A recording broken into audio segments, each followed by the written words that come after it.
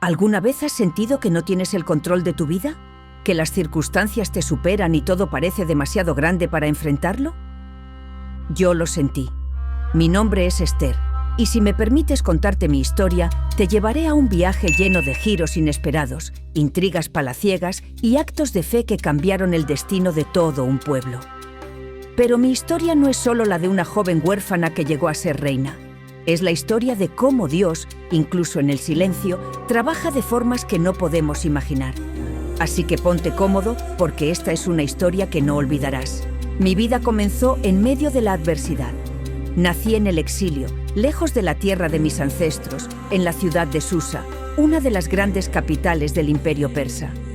Mis padres murieron cuando era una niña pequeña, y mi primo Mardoqueo, un hombre justo y temeroso de Dios, me adoptó como si fuera su propia hija. Aunque la vida en Persia era relativamente pacífica, siempre sentíamos el peso de ser extranjeros. Éramos judíos en una tierra que no compartía nuestra fe ni nuestras costumbres. Vivíamos con discreción, tratando de no atraer la atención de quienes podían hacernos daño. Desde pequeña, Mardoqueo me enseñó sobre nuestra herencia, nuestra historia como pueblo elegido y nuestra relación con el Dios de Israel. Me decía: Dios nunca olvida a los suyos, Esther, incluso cuando parece que estamos solos. Esas palabras fueron un ancla en mi vida, aunque no imaginaba cuánto las necesitaría más adelante.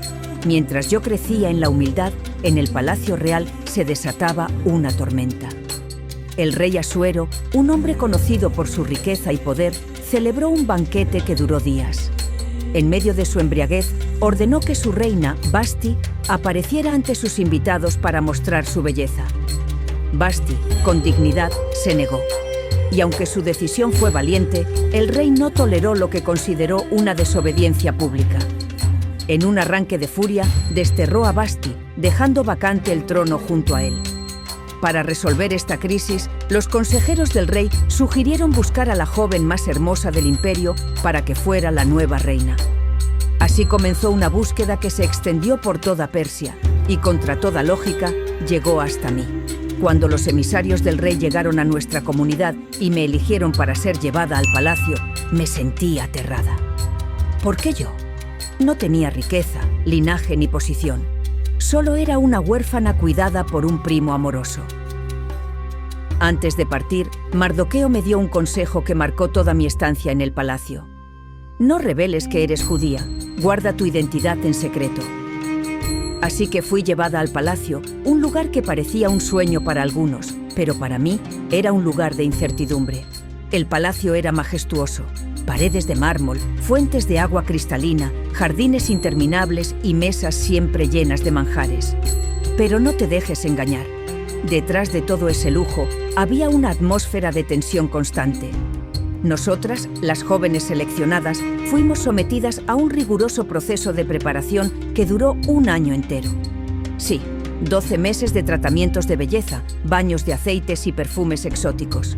Pero no solo era cuestión de belleza física.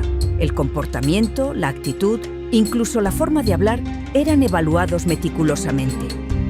Cuando llegó mi turno de presentarme ante el rey, mi corazón latía con fuerza. Todo dependía de ese momento. Y entonces, algo inesperado sucedió. El rey me eligió.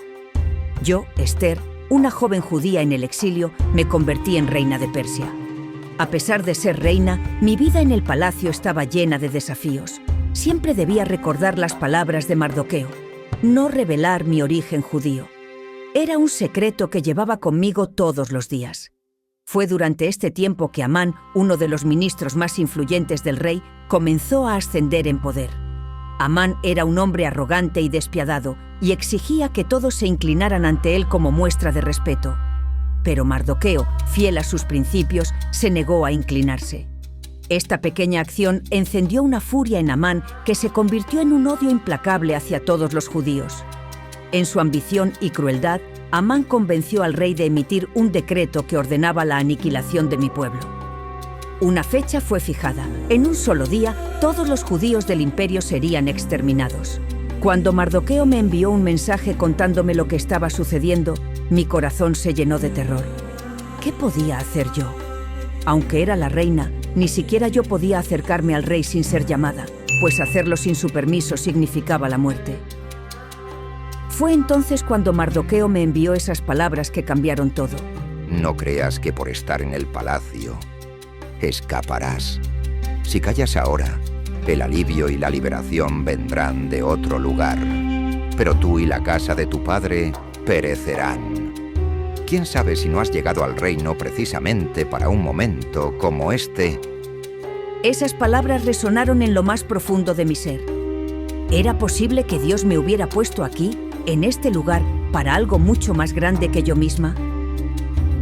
Decidí actuar.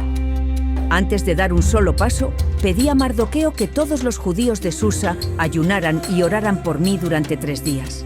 Yo también ayuné, buscando fortaleza y dirección en Dios. Esos 3 días fueron los más largos de mi vida. Al tercer día, vestida con mis mejores galas, me presenté ante el rey sin haber sido llamada. Este era el momento más peligroso de mi vida. Si el rey no extendía su cetro hacia mí, sería ejecutada. Pero para mi alivio, el rey me miró con favor y extendió su cetro. Me acerqué y con cautela lo invité a un banquete que había preparado para él y para Amán. En el banquete no revelé mis intenciones. Quería que Amán se sintiera seguro, confiado. Así que los invité a un segundo banquete. Fue en ese segundo banquete donde finalmente revelé la verdad. Le dije al rey: «Oh rey, hay alguien que busca destruirme a mí y a mi pueblo». El rey, sorprendido, me preguntó quién era el responsable. Señalé a Amán y en ese momento todo el color desapareció de su rostro. El rey, enfurecido, ordenó que Amán fuera ejecutado en la misma horca que había preparado para Mardoqueo. Aunque Amán estaba muerto, el decreto seguía vigente. Según las leyes persas, no podía ser revocado. Pero con la ayuda del rey, emitimos un nuevo edicto que permitía a los judíos defenderse de sus enemigos. Cuando llegó el día señalado, lo que debía ser nuestra destrucción se convirtió en nuestra victoria. Mi pueblo luchó y venció. Y ese día se convirtió en un día de alegría y celebración, el Purim. Mi historia no es solo sobre mí, sino sobre cómo Dios obra incluso en medio de las circunstancias más difíciles. A veces nos encontramos en situaciones que no entendemos, pero cada uno de nosotros tiene un propósito. Si alguna vez te has sentido insignificante, recuerda esto. Tú también estás aquí para un tiempo como este.